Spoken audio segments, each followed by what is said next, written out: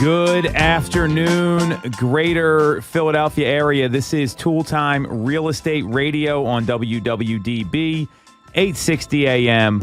I'm Tom Toole. She's Stacey Mitchell. She's Sarah Tymon. We've got Gabe behind the camera, and we all work at the Tom Toole Sales Group at RE/MAX Mainline, the number one RE/MAX team in Pennsylvania since 2018.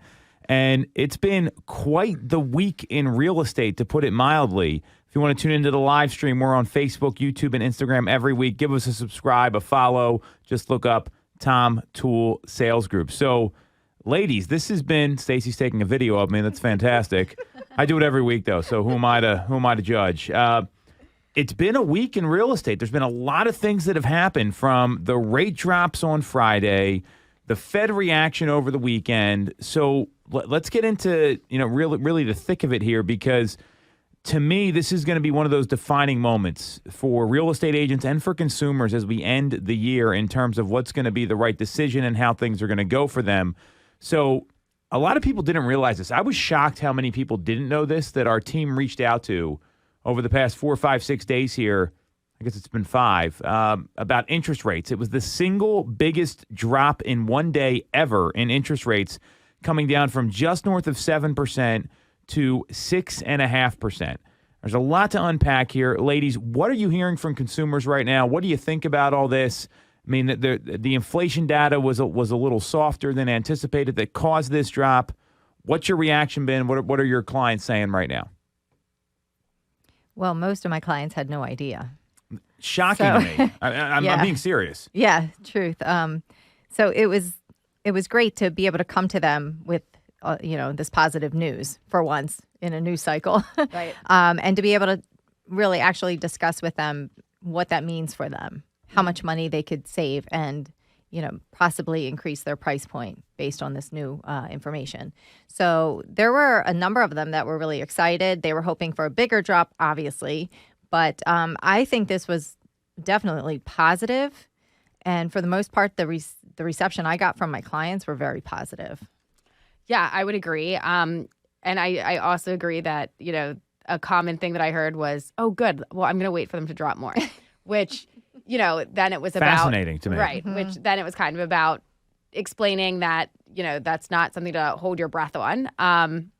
This dip was very exciting. And when you combine it with the other factors that are going on, a couple people pulling out of the market, showing time, like showings being down for somebody who is motivated. This could be all of your pieces lining up right. Now, I think to a lot of buyers, they're still going to say, well, the interest rates are still too high, yada, yada, yada. However, this is them winning and having everything kind of lining up for some real potential for them right now. You hit on something really important there, Sarah, that we've heard kind of two things over the past 2 years. The market's too hot. There's not enough inventory. I don't want to compete.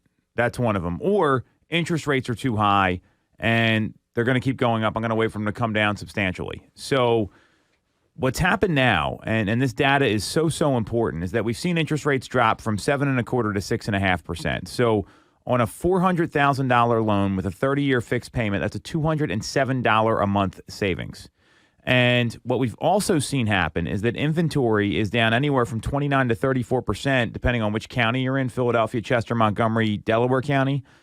And on top of that, so inventory's up on 29 to 34%. And we've seen showing activity drop in the Northeast 10.1%, according to Showing Time. I don't know what else people are waiting for, unless they're not that motivated. And I think that's what a lot of agents don't get, is that it might not be about the market. It might be about their personal situation, which we're going to get into later in our final segment. If you've been waiting, though, this is the time. This is the window of opportunity. And I would argue, with the holiday season coming up, we've got Thanksgiving next week, there's always a deal to be had around the holidays. And what I mean by a deal is there's less competition. People check out. Some people want to get out before the end of the year. I see this as a window of opportunity in a lot of ways for consumers that are out there. And if they're not looking, I just question how serious they are in the first place. Right. And I think that if you are, between that time, between Thanksgiving and Christmas, if you're out looking, you're most likely a pretty serious buyer that's ready to put forward, a real offer. So those are people that it's worth spending your time going out and doing those those showings. Absolutely, because they're probably motivated. And, sometimes sellers will set timelines in their head where maybe they wouldn't be able to be out by the end of the year, but like, I just got to get this under contract by the end of the year. Like, I don't want to still have my home on the market come 2023. So I think there is a lot working in your favor right now if you want to get out there. Yeah, I have to agree 100%. I think there's real opportunity now. This is probably the best buying conditions that we've seen since the market opened up in 2020, for buyers.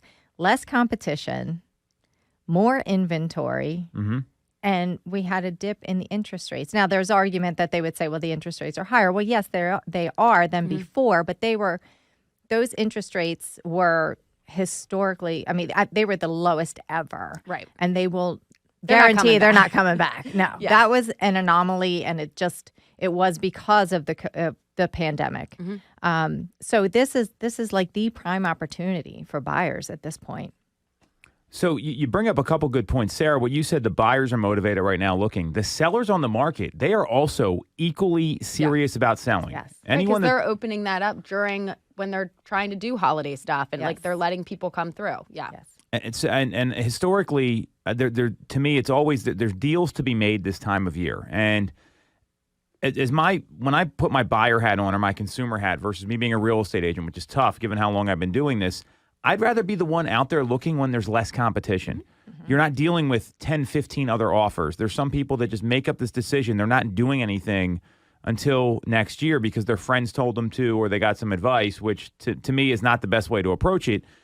I am so clear on this that the savvy consumer that's in the know on what's happening, that has a good agent that's telling them this information, that's getting the word out like you two ladies did. You called your clients and told them, hey, here's what's going on. And they had no idea. And they're trying to do a real estate transaction right now. This is mind-blowing to me. There is such opportunity here. And the rates are going to be unpredictable. They could go back up. There's some stuff we're going to unpack here in a second from the Federal Reserve Chairman statement from over the weekend. It was like 2 days, and they already came out and tried to squash all this optimism in the market. And I would just rather be paying like the asking price for a home than bidding $100,000 above and waiving everything. I think that's just a safer bet for the consumer. There's more certainty there. There's more clarity. And look, rates could go down in the future. If they don't, you're locked in lower. If they do go down, you can refinance. So, I mean, there's options there as well. But one thing we do know is looks like prices are going to keep going up. At least that's what most people are predicting. And there's going to be more people back in the market after the first of the year. Historically, that's always when it happens. Yeah, because people are going to wait through the holidays. We're just going to take a break, enjoy the holidays. Same thing with sellers. They're going to wait to list their homes till early next year. And that's when everybody typically decides to flood the market. So you're back to more competition. And that's why now is definitely the prime time to get out there and look. If you're motivated, there's definitely deals to be had for sure. Right. And I mean, I know we've talked about this a bit, but in terms of, where the interest rates are right now, like, yes, they could go lower at some point. And if you have a home secured, you can refinance and you can get that lower rate. If you don't have a home to refi, like, it doesn't matter how low the rates go, like you have to, if you have that property secured, you can take advantage. Like, interest rates dropping doesn't mean that like you did the wrong move here or that you got screwed. It means it's great, good. Now you can go in and refi. And the added thing to consider is you're going to have a home. You know what I mean? You have to get the home. Right. Once you have the home, then you're going to be able to build equity in that house. And we've seen year over year how much equity people have enjoyed. So the longer you wait, you're not going to have that. You're not going to start building that equity. Right. And for some people, this is their only way to build that generational wealth. You know what I mean? They have to get in, buy the house, and that's the biggest asset for them. Right. So the longer you wait, the more you're going to miss out, and your rent just keeps going up. It goes higher and higher. I talk to people so much, and that's the one thing they keep telling me. Well, my rent's increasing in March. I know my rent's going up. So just giving them this information and getting them excited to really, hit the pedal on getting serious about looking. It's such a positive development. Yeah. So we're clear there's opportunity. There's also some headwinds in the market right now that people need to be mindful of. So our friends over at Housing Wire, well, they're not really our friends. I don't know if they even know who we are. I like their stuff. So Logan Matashami, he came out with an article, and he's been really on this in terms of like what the Federal Reserve is going to do, what the policy is going to be. So he had an article that came out over the weekend. It was 10 o'clock at night on Sunday he published this because it was that pertinent. That after the bond and stock rally, because the inflation data came in really favorable, he said, I wonder when the Fed's going to make a comment about this. So sure enough, on Sunday, Federal Reserve Governor Chris Waller made comments at this economic conference in Australia that made the position pretty clear. And what he went on to say was that, and these were some tweets from someone at the Wall Street Journal, so take that for what it is. He basically said that, and this is from Nick, I don't know how to pronounce his last name. So Nick at the Wall Street Journal, the market seemed to get way out in front. I cannot just stress this is one data point. We've still got a ways to go. And then he went on to say that the Federal Reserve is not happy with the market's reaction. They know housing is in a recession and jobs are being lost. And if mortgage rates start to go to 5%, and stay there, the job loss recession forecast would be harder to obtain next year. So they feel that they're way out in front of this data. And when you looked at what the 10-year T-bill did, it had a yield that was, it just dropped here dramatically over that period. So the Fed went on to say that they're basically, like, I get the sense they just want to bury housing. Like I don't know how else to say it. I'm not going to go through and read this whole article. They want people to lose their jobs. Yep. They want this recession prediction to come true. Yep. And what I'm worried about is their next meeting, they're going to take another policy stance that is going to force rates to go higher. Now, they can't determine the rates. They can only influence them. And that's based on whatever decisions they make. It's just it says everyone basically at the Fed is saying we've got a ways to go. We're not out of this yet. I just don't think the Fed's going to play ball here. I mean, I think this is a great opportunity that rates have come down a little bit. The markets are meant to be free markets for a reason, but they're saying that they don't want housing to flourish, pretty much. Mm-hmm. Yeah, they're raining on everybody's parade. Yeah. Right, and I think they've been pretty open and clear on that position for a while now. So I think, we got this nice little pocket of a drop in rates, but I don't anticipate it to continue to go down, and I would expect it to bump back up. I agree with you. I think the Fed's going to do whatever they can to slow this down, because if you look at what's been happening here, I mean, in June of this year, sales were down. We know sales are down about they're 1% off the historical average. In 2021, we saw an 18% jump above the historical average. So there's a big delta there. It's quite large. And the housing market going into a recession in June, when sales were down, production was down, jobs were lost, incomes were lost, everything in the housing market and jobs being lost, they indicated that, hey, there's like a recession happening here.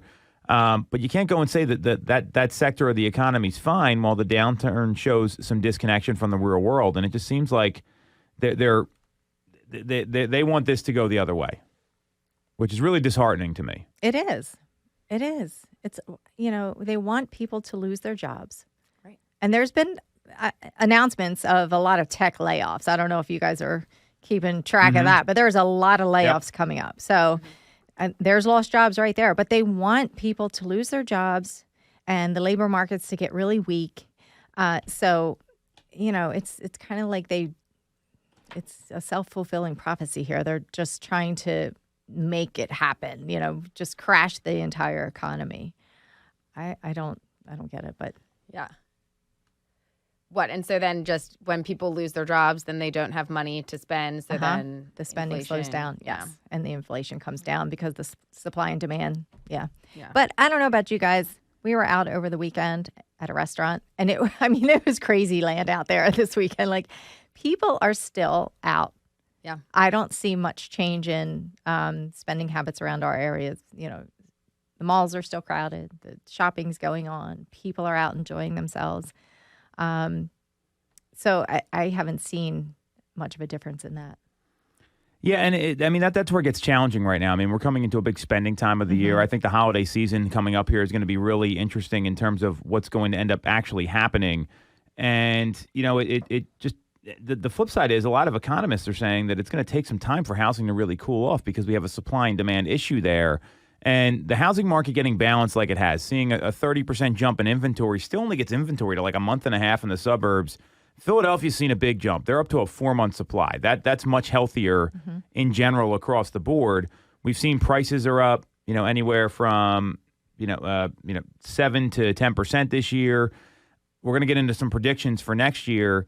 It's just the way that their approach to this is they want to see more jobs getting lost, so the spending comes down, which is fine. But the problem is they injected so much money in the system during the pandemic that these people still have like an excess amount of cash sitting around that's disposable. So knowing all of this, we know what happened.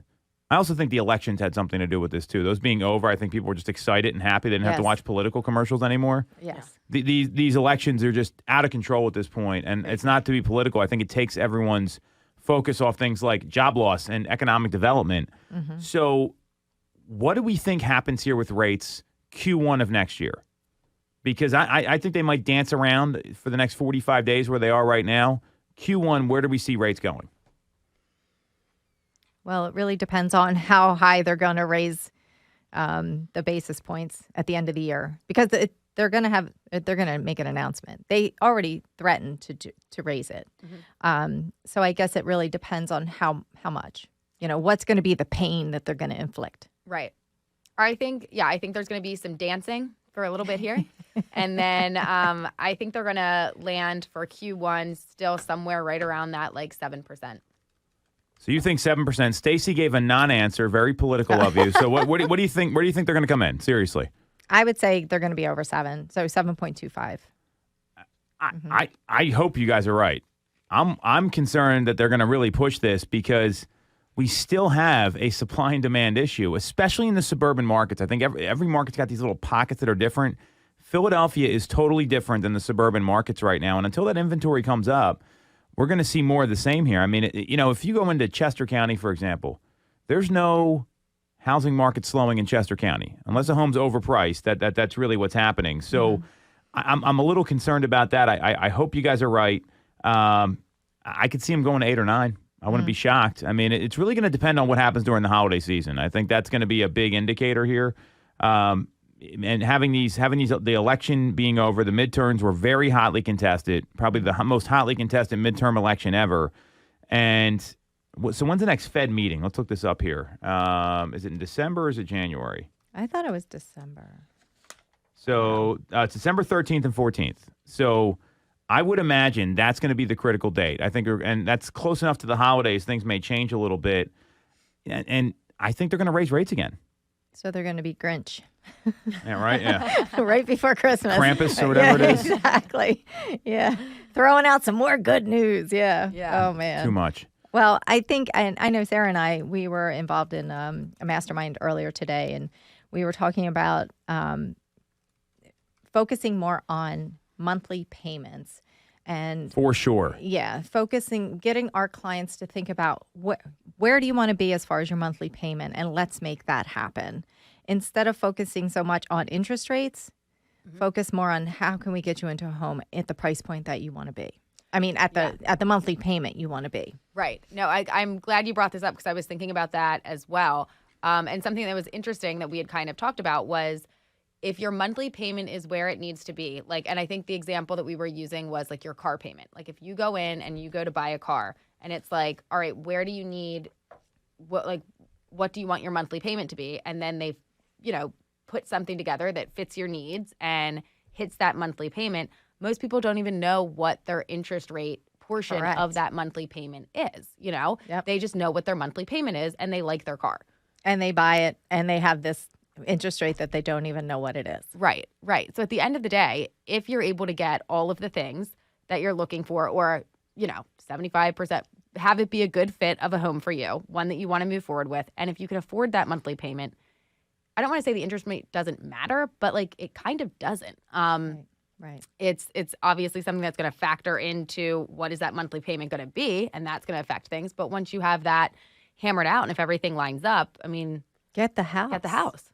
Get the house. Right. Then just lock it up. Yeah.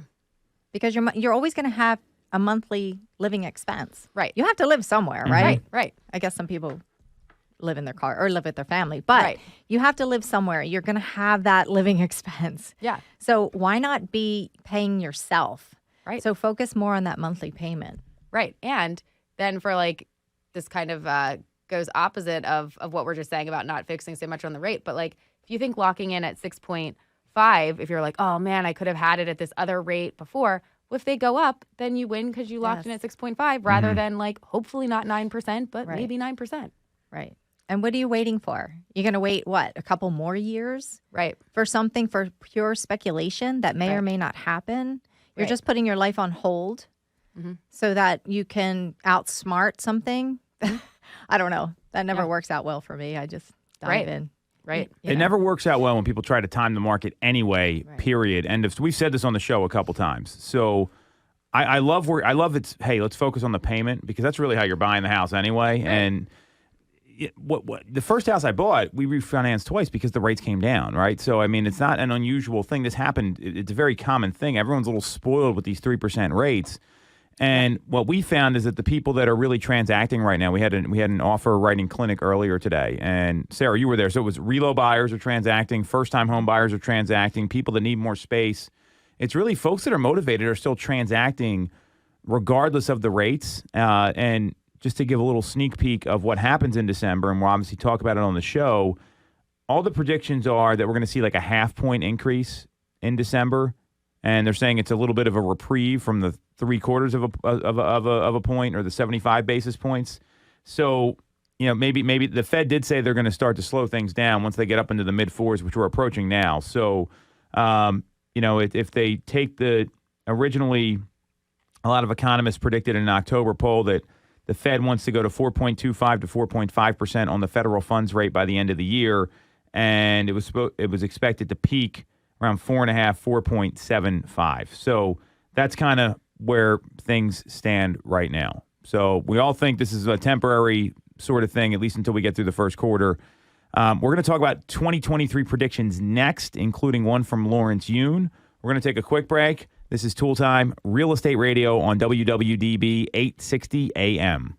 For the best local mortgage service and great rates on your money, look no further than Mortgage America. We've been operating in the greater Philadelphia area for 40 years with a focus on smooth, easy access to home purchasing. Whether you're a first-time buyer, upsizing or downsizing, or just refinancing, we have programs for you. We also have closing cost assistance programs and access to subsidized interest rates. Pre-approval is free, no costs or commitments. To learn more, visit our website at mymortgageamerica.com or give us a call at 610-439-8000. We always have a person available to take your call with around-the-clock human service. Purchase your home with the personalized, local service you find at Mortgage America. Mortgage America is an equal housing lender. NMLS 128501. The Tom Toole Sales Group is the #1 RE/MAX team in Pennsylvania with over $165 million in volume for 2021. I'm Tom Toole, and our team has achieved that kind of success by being a great place to work with and to work for.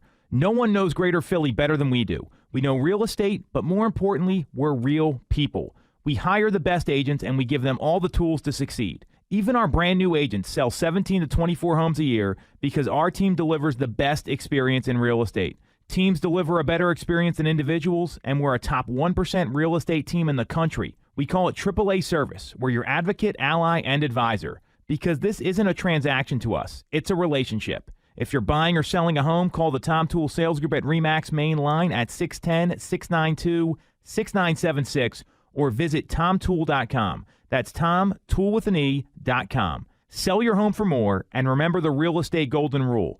You always get more when you work with Tom Toole. Have you considered a career in real estate? Do you want control over your income? Whether you have a license or not, call us today at 610-692-6976 or visit tomtoole.com. Join our team, the Tom Toole Sales Group at RE/MAX main line.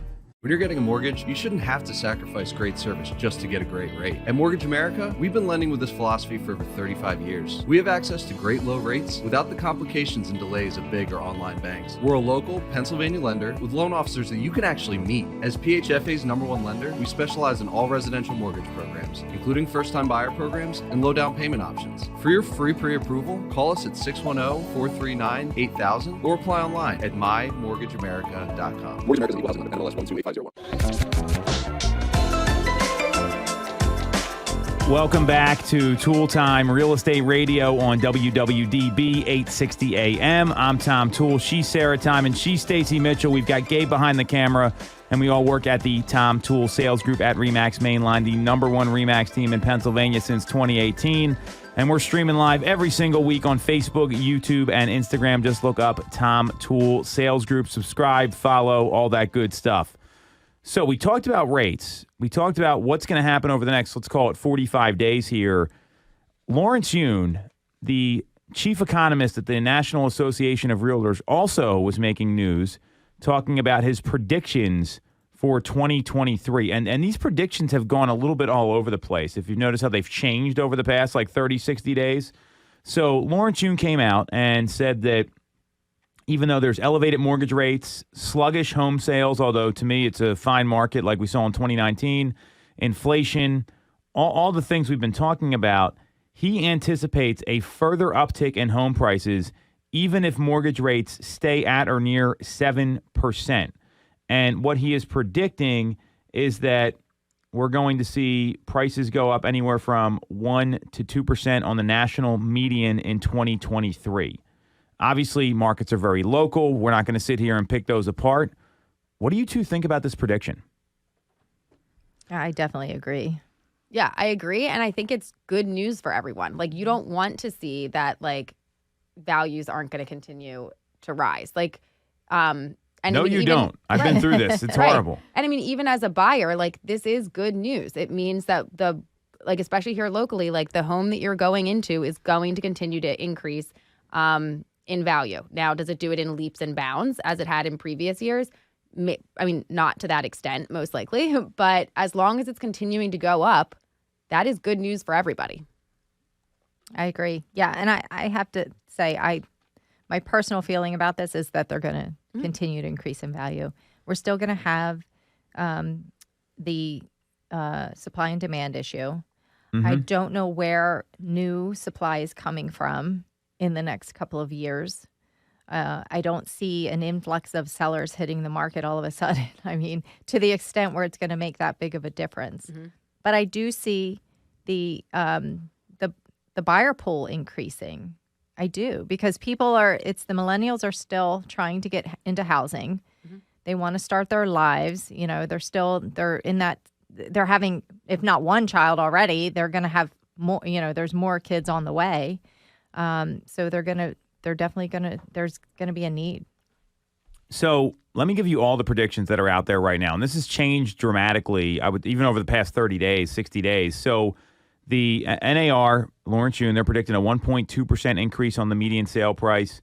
The Mortgage Bankers Association is a 0.7% increase. Freddie Mac is predicting a 0.2% decline. Fannie Mae is predicting a 1.5% decline. Ivy Zellman's predicting a 5.1% decline, and the Home Price Expectation Survey, which is a culmination of about 100 experts through Pulseonomics that get paid to do this stuff, they're predicting a 2.6% increase in home sale prices. So it's kind of, I would say it's all over the board. There's a range of 7 to 8% here that there's a spread. What Stacey said to me is so critical, that there's just not enough homes for sale. I can speak to our market specifically. Other places like the high foreclosure markets in 2008, 2009, like Nevada, California, Florida, Ohio, and Arizona, I could see them having some decreases just because there's more inventory there. There's a lot of new homes. They're all kind of the same, too. Like, you go to these neighborhoods, and it's literally the same home all over the place. Mm-hmm. We don't really have that here. It's a much different marketplace. And in that 2008 to 2012 depression, I was selling real estate, and we didn't see the same lows those other places saw. So I'm with you locally here. I until inventory comes up, it's just not going to happen. And especially in the neighborhoods people want to move to. You know, Center City, Philadelphia. While Philadelphia is different, I don't see Center City getting any cheaper anytime soon. They're not expanding the footprint. Rittenhouse Square is not getting any bigger. Right. And the same thing goes for a lot of the suburban neighborhoods as well. So I do agree with Lauren Chun here, and to your point, there's still a lot of demand it's got to happen. So with all of this, I mean, a lot of folks are changing their predictions. I think the predictions were too lofty to begin with. I mean, Zillow was talking about 17% year-over-year appreciation. That to me is ridiculous. Yeah. That was for 2022? 2022, and then part of this year. But that was like in January of 2022, and the numbers settled in between like 7 and 10%. So their numbers have obviously been all over the place. So I think people were too optimistic to begin with, and now we're coming down to this is a normal appreciation market that we see. Right. Which is great. That's fine. That's what you expect. It's more of a balanced market, and this is more of, hey, this is what happened in 2019. It's what happened in 2018. You don't have the Fed bringing rates down to fend off the recession we had in 2020 that everyone forgets about. So the this is what the Fed was going to do in 2020 if the pandemic didn't happen, by the way. They were going to raise rates up because they were too low to begin with. So what should consumers be aware of heading into the 2023 market? What's some advice that's probably contradictory to what they've heard over the past 24 months, whether they heard it from their friends or they watch the news and all the bad data that's out there? What do you want them to know as we head into the end of this year and the beginning of next year? I would say know the difference between national data and local data, because even just as, we're reading some of those different numbers there, like you have to take into, so if they're saying, if their averages are the spreads that you gave there, that's already taking into account that there are going to be some areas that are going to see a loss. Your Nevadas, your California, some of these different areas. So at the same time, there's going to be some places like our local market, I believe, that the appreciation is going to be going at a higher pace, and that's how they're getting their average. So you can't just look at this is what's going on nationally and then expect that to be what happens locally. Right. So my advice would be to talk to a local expert. They can tell you, somebody that's in the market all the time, like that's their full-time gig in the market. They know what's going on. They got, their hand on the pulse there. So talk to them. Don't talk to your uncle who bought a house 35 years ago. Talk to somebody who's actually in it, and they can tell you exactly what's going on in our local market. Because every house that sells that has multiple offers and those folks miss out, there's only one offer that wins. So that person secures their house. If there were 10 other offers, I was just involved in that this weekend, those people are still motivated to buy. They're putting offers in. So, I just think that you have to talk to a local expert. You have to keep your eye on the prize. You have to stay positive. And if you are motivated and you do want to transact, you can. Right. There's opportunity out there. Right. So to give you an example of how the opportunity has changed, I want to share two stats with everybody. One is the average list to sales price ratio, how it's changed since the beginning of the year. Because if you look at the year-to-date numbers, they're going to be skewed. You got 12 months of activity in there. I want to talk about what happened in the month of October specifically. So in Chester County, year-to-date, the average list to sales price ratio is 102.7%. It has dropped to 100.2%. So people are basically paying the asking price, which is unheard of a couple years ago. People never wanted to pay the asking price. In Delaware County, same trend, 101.2% year-to-date list to sales price ratio, meaning they're asking $100,000, they get $101,200. Dropped to 98.7% in the month of October, so just under. In Montgomery County, 102.3% year-to-date, 99.9% in the month of October. And in Philadelphia, 96.7% year-to-date, 94.8% for the month of October. So we're seeing that exactly what you're talking about, that there is that less competition. There's always going to be homes that have multiple offers. I mean, some people want to move to like certain neighborhoods. The seller might intentionally underprice it to move it. That stuff happens. When you see the trend move a full like 2 percentage points or so back to where we've seen the norm kind of come in, that tells me the market is going the other way. There's opportunity, but we're not seeing prices come down. I mean, even in Philadelphia, we've seen the Year-over-year change in the median sale price is 2.5% up, 8.1% in Montgomery. In Delaware, it's 9.8%, Delaware County that is, and 9.4% increase in Chester County. So the numbers are all aligned here, but that also demonstrates your point of the local market. Philadelphia is a different market than the suburban counties. And even when you get into these counties, like one school district, one township, one town, can be a very big difference. So these are all signs of a normal market. I cannot stress this enough. This is what the market looked like before. People were just coming down from that incredible, unsustainable COVID-19 market from 2020 to 2022, about midway through the year here. Mm-hmm. And you'll see there are homes that have been on the market. Mm-hmm. If you look, and I scroll down, days on market 10. Oh, to me that speaks volumes. That's like, here is a real opportunity, Right. And if you have, if you call that listing agent, there's like no offers in hand, there's your opportunity. Right. Mm-hmm. You can go in at asking price, get your inspections, do some negotiations. Right. And that, and maybe there's opportunity to do, ask for seller credits to buy down your rate. Mm-hmm. So think about that. What if you were able to get that done for your clients? Absolutely. For sure.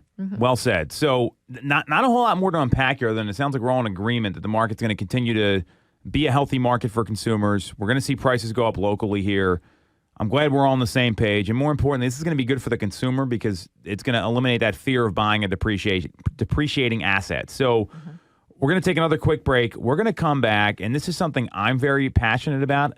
The skills required for an agent in 2023, what the outlook is, how people are going to have to do things differently. We're going to unpack a whole lot of stats here and talk about what agents should get clear on in terms of making their business plan. We've done a lot of that individually with you two.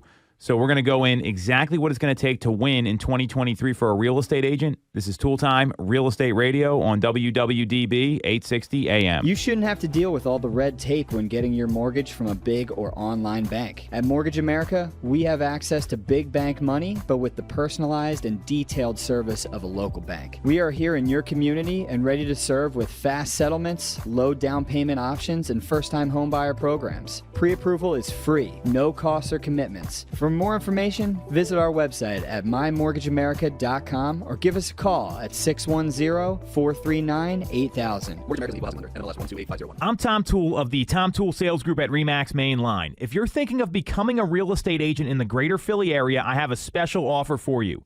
Our team did $165 million of volume in 2021, making us the #1 RE/MAX team in Pennsylvania and a top 1% team nationally. Our agents love us because we offer them a successful career, a great life, and an unbeatable culture. Agents who've been with us for at least a year average 30-plus sales. Even our brand new agents average 17 to 24 sales a year. We offer proven systems and expert training. We help you set more appointments and sell more houses. Now here's the offer. If you don't have a real estate license yet, we offer real estate scholarships so you can get one for free. Check it out at realestatescholarshipprogram.com or visit the Tom Toole Sales Group at RE/MAX Main Line at tomtoole.com. That's tomtoole.com. Get more out of your real estate career, and remember the real estate golden rule. You always get more when you work with Tom Toole. When you're getting a mortgage, you shouldn't have to sacrifice great service just to get a great rate. At Mortgage America, we've been lending with this philosophy for over 35 years. We have access to great low rates without the complications and delays of big or online banks. We're a local Pennsylvania lender with loan officers that you can actually meet. As PHFA's #1 lender, we specialize in all residential mortgage programs, including first-time buyer programs and low down payment options. For your free pre-approval, call us at 610-439-8000 or apply online at mymortgageamerica.com. Mortgage America's equal housing lender, NMLS 128501. Have you considered a career in real estate? Do you want control over your income? Whether you have a license or not, call us today at 610-692-6976 or visit tomtoole.com. Join our team, the Tom Toole Sales Group at RE/MAX Main Line.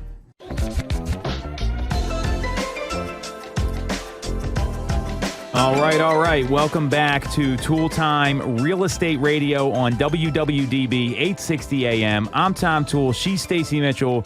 She's Sarah Tymon. We've got Gabe behind the camera, and we all work at the Tom Toole Sales Group at RE/MAX Main Line, the #1 RE/MAX team in Pennsylvania since 2018. And if you want to tune in, we're streaming live every week on Facebook, YouTube, Instagram. Just look up Tom Toole Sales Group, subscribe, and follow. So this is something I'm pretty charged up about this. And I think you both know this just from being around me the past, 30, 60, 90 days. 2023 is shaping up to require different skills for the types of agents that are going to have success because the market is different. To give some perspective, there's just over 1.5 million agents in the country. Half of them, according to the National Association of Realtors, still have not sold a home yet in 2022. It's the middle of November. It's not happening at this point. So half. Wow.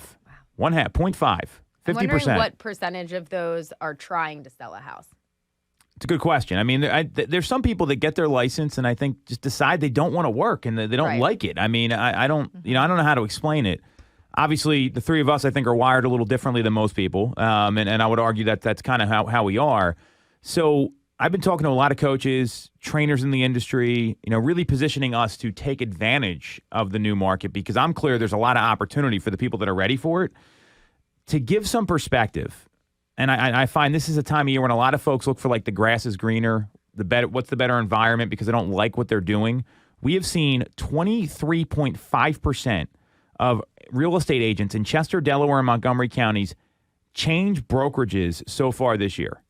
Wow. And we've seen 24.3% in the city of Philadelphia change brokerages. And these numbers come from Showing Time along with the Tri-County Board of Realtors and the Greater Philadelphia Area Realtors Association. So when I see this stuff happen, and I want to get into the actual what the plan is here, it tells me two things. Some people, they're just not ready for the job. I mean, if half of these people didn't sell a home yet, a quarter of them are trying to figure out a place where they can go sell a home.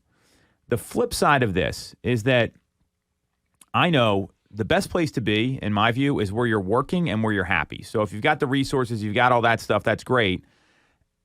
I'm so clear that there's agents, and we've seen them, you've probably done deals with them, that they just kind of showed up and were in the right place at the right time and sold a house over the past 2 years. Anyone come to mind? We're not going to name names here. Quite a few. Quite a few. And you're like, how did that person sell this house? Like, right. It gets you like angry sometimes, or you're like, you take it I'm personally. like, how did they get this listing? Right. That's what I was just going to say. Like, yes. How did this happen? Yes. Yeah. I couldn't agree more. And sometimes just being in the right place at the right time because the market was easy and a strong market creates weak skills. The consumer wasn't vetting people like they do. Now that things are changing, I've seen a big change in how we've all approached our clients where it's like you're meeting with them again. You're having those meetings, those consultations. So I was watching something from Phil Jones, master trainer. He wrote, What You Say Matters, which is the #1 downloaded business book ever. I found that online somewhere. Phil, I'm going to trust you on that. And he said something I found was pretty interesting. He did our 5 a.m. call this morning as well. And he said there's a lot of agents out there that are wishing things will get easier, and then there's agents that are working to get better. There's really two types of them. And he said there's never been a better time to differentiate yourself, and agents are focused on the wrong interest rates. It's not about 6.5 or 7.25. It's about the interest rate in helping their clients achieve their goals. So hearing that, what comes to mind? And then let's talk about some of the things that agents are going to have to get good at again or recommit to be successful in 2023. Because if you're not ready to do the things that it takes, doesn't matter where you're working. You could be at any different place out there. It's about what you're going to do and how you're going to take control of your business. I couldn't agree with that more. But that's just in life in general. Mm-hmm. Like you can't get away from yourself. Right. Like people, they're in a certain area and they think it's the area that's the problem and I'm just going to move out of the area. Well, guess what? You are moving yourself with you. You still have the problems, right? I mean, that's the way it is. But the other thing is, too, wishing doesn't get you anywhere. Like I hear it all the time in the fitness industry. Oh, I wish I could lose weight. I wish. No, you can't wish for those things. You have to work at it. And it's a constant, consistent, daily work ethic that's going to get you to your goals. That's just the reality of it. So that is applied to everything, including real estate and your real estate business. So you have to be different. You have to bring value to your clients. Mm-hmm. And that's pretty much in every business also. Right. If you're not bringing value, you're not going to have clients. Right. And I think it's really taking the time to get to know your clients and to get to know, what are not only like the must-haves and whatnot in the house, but also like what's going on with them personally, like what, motivation, like just kind of taking it all back to basics, which is something that can be tricky depending on how open your clients are with you. Because there are certainly times where like you're trying to get more info out of them and connect with them, and it's like, all right, I have another call coming in, gotta go, bye. Right. And then sometimes it's hard to like continue to push for that when you're not really getting it back. But I think it's important to always know what it is that you're trying, like what info you're trying to get from them so that you can then better help them. Exactly. And it is about relationships, and it's building the trust. Mm-hmm. Because I know when I work with people, contractors and things like that, it is about a trust. Can I trust these folks in my house? Can I trust these people that they'll do a good job? Mm-hmm. It's all about relationship building. And how do you do that? How are you personable? Right. How do you do that? Do you focus on them, not on you? Are you the only one talking in the room all the time? Right. No, you have to listen. You have to listen to folks. You have to listen to what they're saying, and make them the center of attention. Right. It's all about them. Right. And I think that when you do that, it makes other pieces of the transaction and everything fall into place, because it's not about anything other than what do your clients need and how can we get them to it. Exactly, 100%. And you're there to facilitate. Mm-hmm. You're not the one buying the house. Right. So your opinion of the house, Right. You hate the blue color. Who cares? It's Right. them. Do they love the blue color? That they love it. Oh, great. I love it too. Right. The focus is on their needs and their wants. So prioritizing the client is number one. I love that, because that to me is why someone actually gets into real estate. Is they want to, people want to make money. They want to have a career. I get all that. They want to take control of their life. That's all good. But you have to actually want to help people through a stressful time. And if you don't like doing that, and you don't like talking on the phone, you're in the wrong business. I'm just gonna if you don't like working with people, just turn in your license now. and go away, because it to me, you're dealing with people all the time. Realtors get paid to talk. I mean, that's what it is. So you mentioned about building trust, and I think there's some tangible skills around that a lot of people have gotten away from. Anything that comes to mind here, I bullet pointed out a few that I'm clear are going to be really, really critical, and what's going to be required to have a really successful business. And I would argue that the people that commit to doing these things are going to be wildly successful in 2023, because the interview style of hiring a real estate agent is going to be back. It's not going to be who can show me the home at this 15-minute window, because that's the only time I can go, and there's a line out the door. Mm-hmm. Yeah. As far as building trust, I think if you say something, if you tell someone you're going to do something, you better do it. Yeah. So you integrity. better be integrity. You better follow through. If I say, okay, I'm going to set up automatic searches, I'm going to send over some cost sheets, I'm going to do it. Right. They're going to get it in their inbox. If I'm going to follow up with them, I'm going to do it. That right there builds trust. Right. Right. Well, and especially when it's like, and I think that's important the entire way through the process, For like sure. 100%.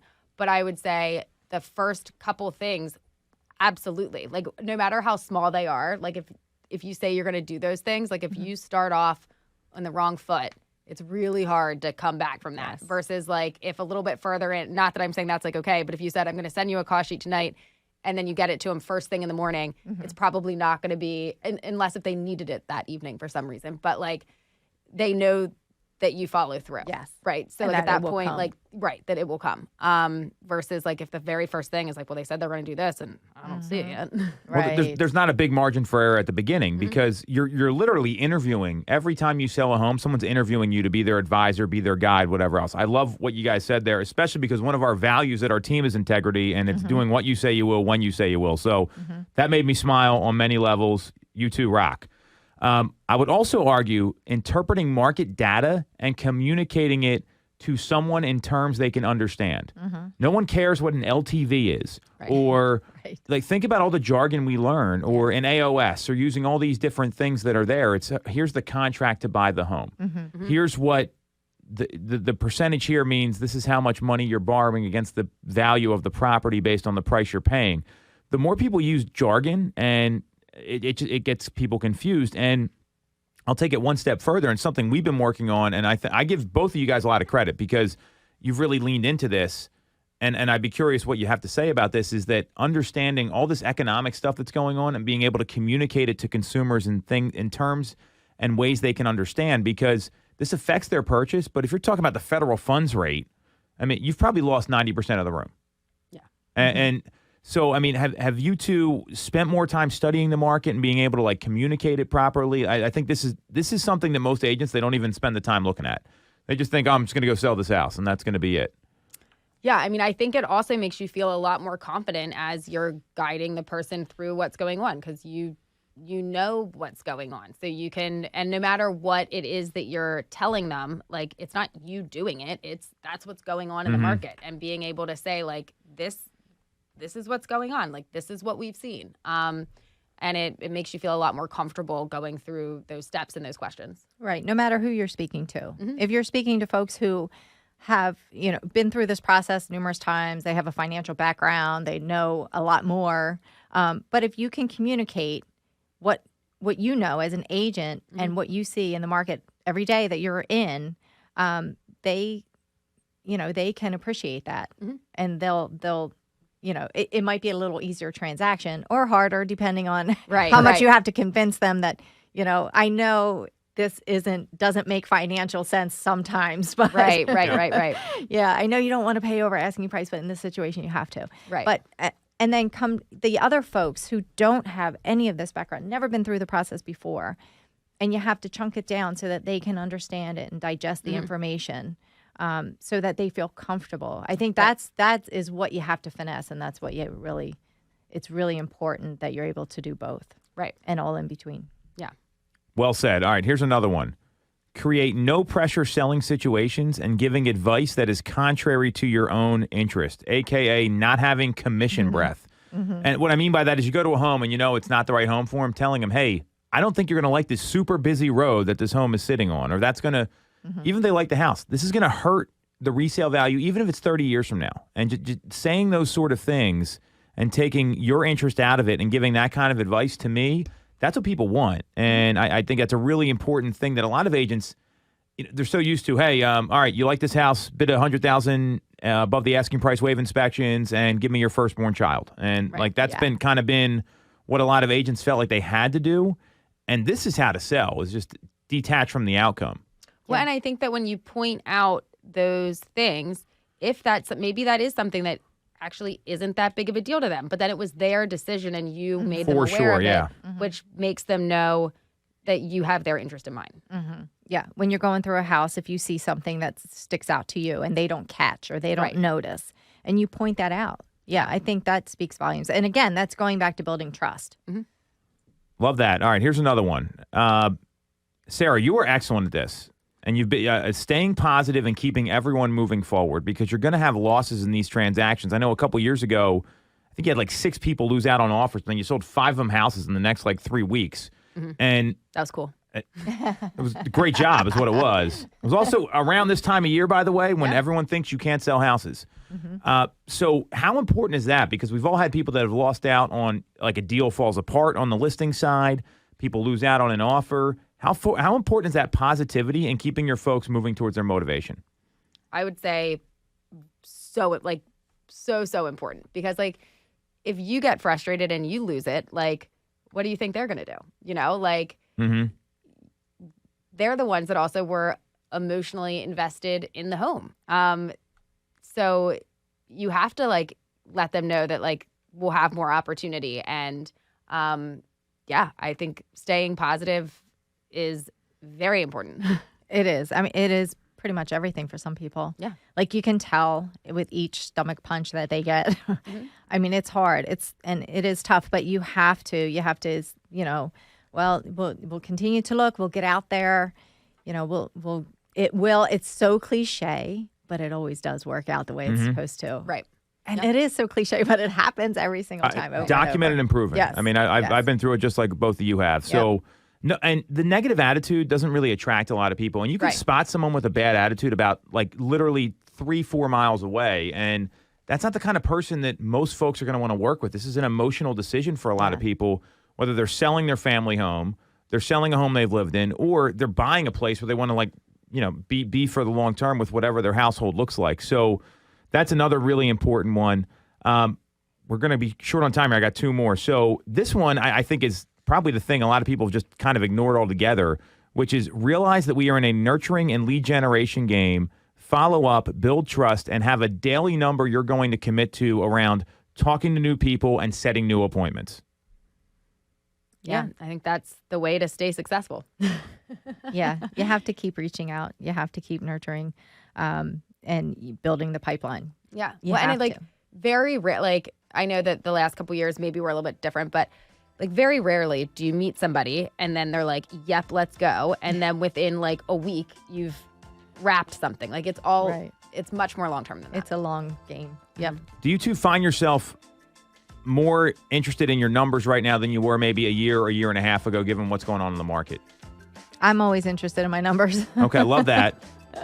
Have you recommitted to numbers? I have recommitted to numbers. So have I. So last one is bigger the pipeline, the bigger the business, because you have to have a big pool of folks to convert, and it's going to take time, and things happen that are out of your control. Yep. We're getting played out here. So you want to follow Sarah. She's on Instagram. It's at Ty_Ty Time. You can follow Stacey at @2 Mitchko. You can follow me at Tom Toole 3RD, and we're streaming live every week on Facebook, YouTube, Instagram. Just look up Tom Toole Sales Group. That's it for this week's episode of Toole Time Real Estate Radio on WWDB 860 AM.